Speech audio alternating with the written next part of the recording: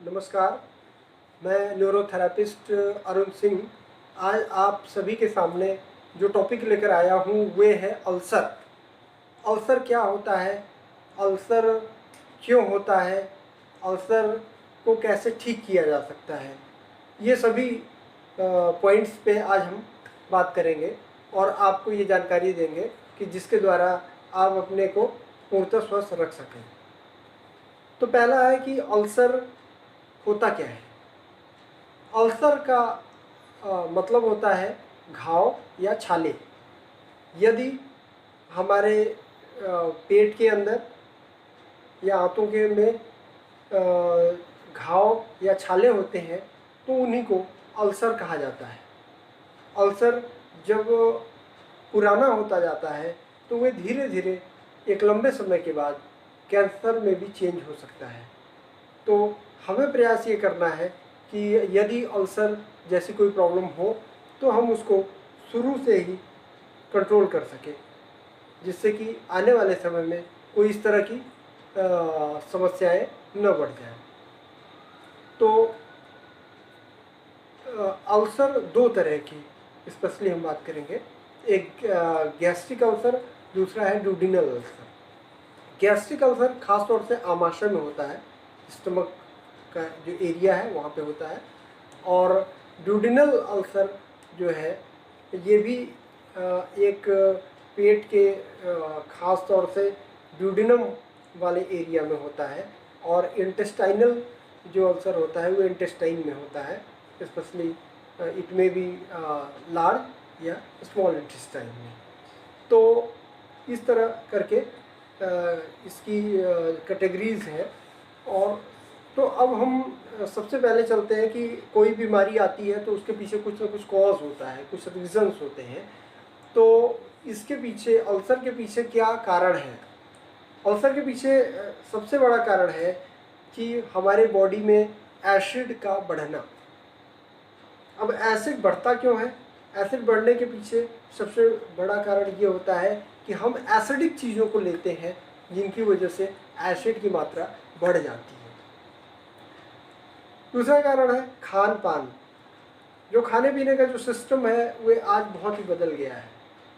हम बिना सोचे विचारे भोजन कर लेते हैं, जो स्वाद में अच्छा मिले उसके लिए खाने को तैयार हो जाते हैं। और इनकी वजह से हमारा जो खान पान का जो सिस्टम है वो चेंज हो गया है।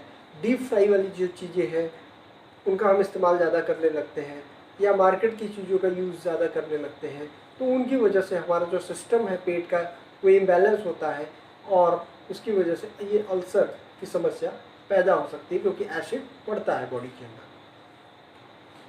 तीसरा है दिमागी परेशानी। कभी कभी क्या होता है कि मेंटली हम ज़्यादा परेशान हो जाते हैं, किसी बात को लेकर, किसी चीज़ को लेकर ज़्यादा थिंक करते हैं और नेगेटिव फीलिंग्स आने लगती है। उनकी वजह से भी बॉडी में एसिड क्रिएशन बढ़ जाता है। और जैसे जैसे एसिड बढ़ता है तो एक लंबे समय के बाद ये अल्सर में हमें चेंज कर सकता है, मीन्स अल्सर की समस्या आ सकती है। समय से भोजन न करना भी एक कारण होता है एसिड के बनने और उसकी वजह से अल्सर के होने का।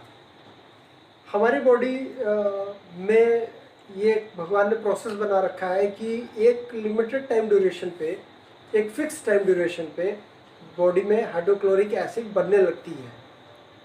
जो आगे यदि हम दोपहर में खाने का जो टाइम शेड्यूल अपना 1 बजे का रखते हैं तो लगभग 1 बजे के आसपास हाइड्रोक्लोरिक एसिड बॉडी में फॉर्म होने लगती है और हमें भूख महसूस होती है। यदि हम उस टाइम पे खाना ना खाकर एक टाइम ड्यूरेशन को डिले कर दें और 1 बजे की जगह 2 बजे 3 बजे खाना शुरू कर दें, या मतलब लेट करने के बाद खाएं, तो ये प्रोसेस यदि लंबे समय तक चलता रहे तो जो पेट की हाइड्रोक्लोरिक एसिड है जो बन रही है खाने को डाइजेस्ट करने के लिए, वे फिर हमारे जो पेट के आमाशय का जो एरिया है स्टमक का, वो उसी को गलाने लगती है और उसके जो लेयर है उसको नुकसान पहुंचाने लगती है। उसकी वजह से वहाँ पे छाले या फिर घाव बनने लगता है और वे अल्सर का रूप ले लेता है। इसलिए हमें अपना टाइम ड्यूरेशन खाने का फिक्स रखना चाहिए। लास्ट पॉइंट अगर हम देखें तो शराब का सेवन, कुछ लोग शराब का यूज़ ज़्यादा करते हैं। शराब के यूज़ करने से भी ये अल्सर होने की संभावनाएं बढ़ जाती हैं। एसिड बढ़ता क्यों है? तेज मिर्च मसाला का यूज़ करने से भी एसिड की मात्रा बढ़ती है। तंबाकू के सेवन से एसिड की मात्रा हमारे शरीर में बढ़ने लगती है। खट्टे फलों की वजह से, जिसमें कि नींबू है, मौसम्बी है, आम है, इनका सेवन अगर ज़्यादा किया जाए तो बॉडी में एसिड की मात्रा बढ़ने लगती है।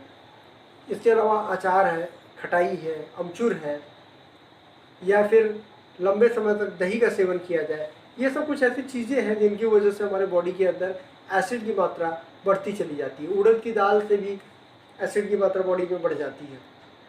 तो ये जो कुछ खास रीजंस हैं इनकी वजह से हमारे बॉडी में एसिड बढ़ता चला जाता है, और जो कि अल्सर के होने का कारण बनता है। अल्सर से बचने के उपाय, कौन कौन से ऐसे उपाय हम कर सकते हैं अपने लाइफ में जिससे कि हम अल्सर से बच सकते हैं? तो पहला है कि मीट, मांस, शराब, तंबाकू, इनका यूज़ कम से कम किया जाए तो बॉडी के अंदर एसिड बढ़ने की संभावनाएं कम हो जाती हैं। दूसरा है शाकाहारी भोजन। अगर हम शाकाहारी भोजन करते हैं तो उसकी वजह से बॉडी में एसिड की मात्रा कम बढ़ पाती है या ज़्यादा नहीं बनता, और उसकी वजह और एसिड से हम मुक्त हो सकते हैं। तीसरा ये है कि हम खान पान में भी थोड़ा सा बदलाव लाएं, और जैसे कि जो भी भोजन हम करते हैं उसको भून कर करते हैं, ज़्यादा डीप फ्राई के साथ करते हैं। तो डीप फ्राई वाले जो भोजन है उनकी वजह से एसिड भी बढ़ता है, कोलेस्ट्रॉल भी बढ़ता है, जिसकी वजह से हमें हार्ट की भी प्रॉब्लम हो सकती है।